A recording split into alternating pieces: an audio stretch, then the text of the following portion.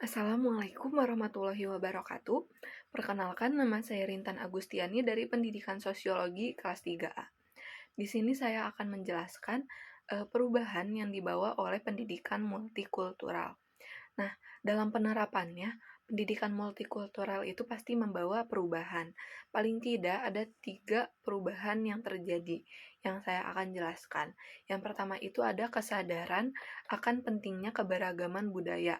Nah, di sini itu perubahan yang terjadi itu adalah dalam cara memandang, cara menghargai, dan cara merespon keberagaman budaya yang ada di masyarakat. Di era globalisasi saat ini, eh, di mana interaksi antar budaya itu semakin sering terjadi. Kesadaran akan pentingnya keberagaman juga akan semakin relevan gitu. Lalu ada beberapa faktor yang mempengaruhi perubahan ini.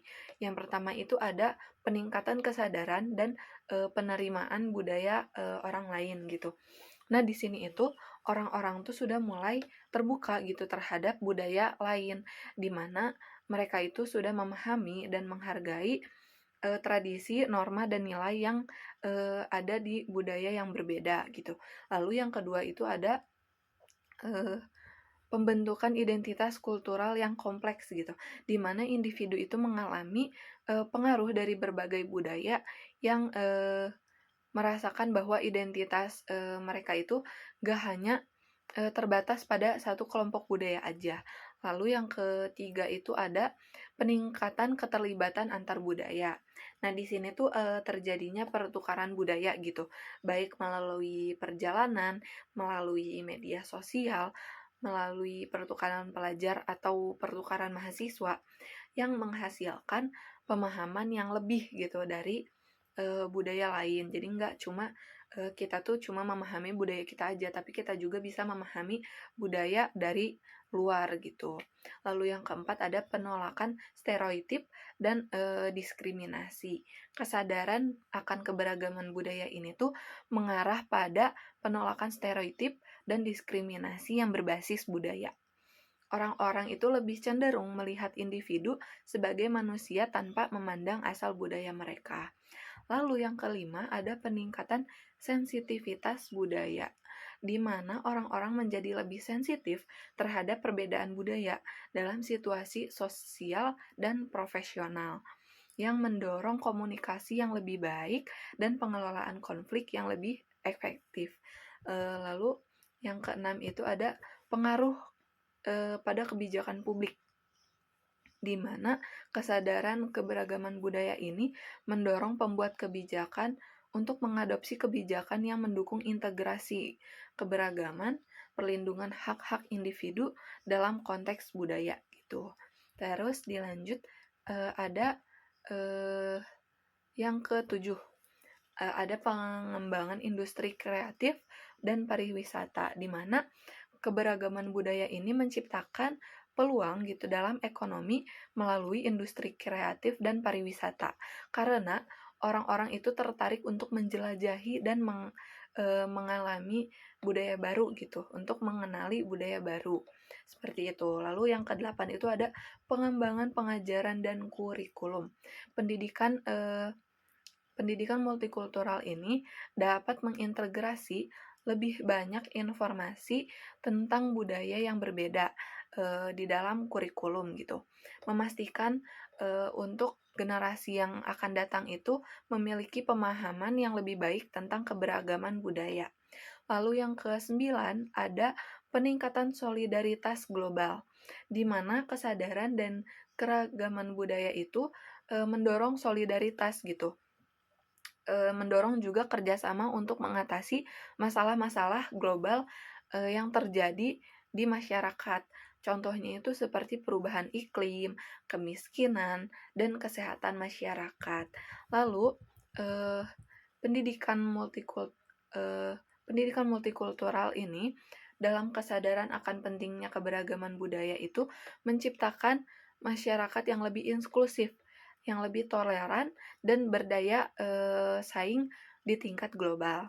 Kesadaran ini memainkan peran penting dalam membangun dunia yang lebih terbuka, adil, dan bermakna bagi semua orang.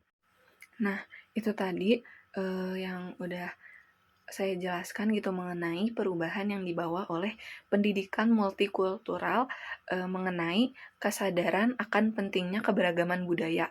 Lalu dilanjut ke yang kedua itu ada gerakan pembaruan dalam pendidikan gitu. Nah, yang kedua ini tuh gak jauh beda sama yang ketiga, yaitu proses pendidikan. Yang dimana poin kedua sama ketiga ini tuh mencerminkan pengakuan dan integrasi keberagaman budaya, agama, bahasa, dan tradisi yang diterapkan dalam sistem pembelajaran gitu. Ini tuh penting karena pada kenyataannya gitu ya, yang kita ketahui banyak sekali negara-negara yang memiliki populasi yang sangat beragam gitu kebudayaannya. Nah, dalam beberapa dekade terakhir ada peningkatan kesadaran tentang pentingnya keberagaman yang terjadi di dalam kurikulum, metode pengajaran, dan kebijakan sekolah. Nah, berikut ini ada beberapa aspek perubahan multikultural dalam gerakan pembaruan pendidikan dan proses pendidikan. Yang pertama itu ada kurikulum yang inklusif gitu, di mana kurikulum ini didesain untuk mengajarkan dan memperkenalkan kepada peserta didik bahwa budaya itu ada beragam gitu, banyak gitu di suatu negara. Dan di kurikulum ini juga diajarkan tentang sejarah dan tradisi masyarakat lokal maupun global.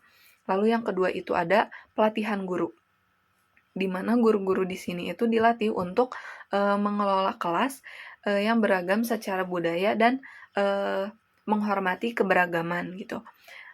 Lalu yang ketiga itu ada pendekatan pengajaran yang beragam, di mana di sini tuh guru dituntut untuk menggunakan metode pengajaran yang beragam yang mempertimbangkan keberagaman dalam gaya belajar sesuai kebutuhan siswanya gitu.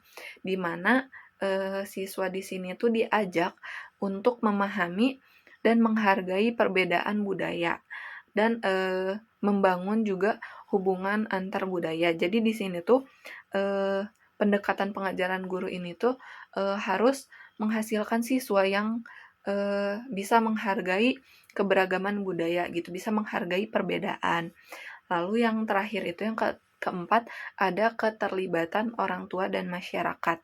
Jadi nggak hanya guru gitu ya yang berkewajiban untuk mengajarkan peserta didik untuk menghargai perbedaan.